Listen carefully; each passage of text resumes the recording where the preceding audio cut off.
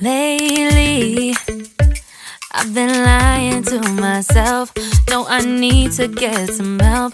Hoping you could save me, baby. Put our pictures on the shelf.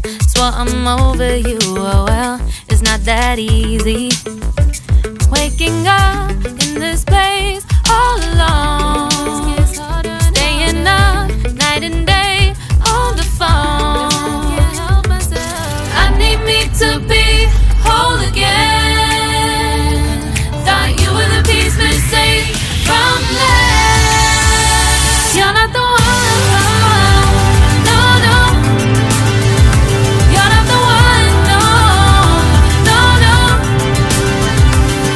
Hello everyone, it's December 11 today. It's a Wednesday. So kahapon, 'di ba, hindi tayo natuloy sa dentist.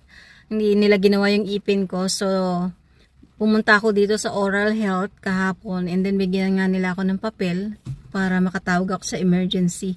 And kanina tinawagan ko sila, and mabilis lang. Na-book na nila agad ako ngayon 1:30. So nandito na tayo, and 12:49 pa lang. And umaulan. Grabe yung ulan ngayon, at saka maraming roadworks na ginagawa. Kaya medyo maaga ako umalis para siguradong makakarating ako sa oras. So maaga-aga pa naman, meron pa akong at least 45 minutes. So dito muna ako sa kotse kasi maulan, and para makapagpahinga ng konti. So talagang mararamdaman ko na medyo nagkakaroon na ng ano yung ipin ko dito, masakit na talaga siya. So buti na lang nakakuha tayo ng slot.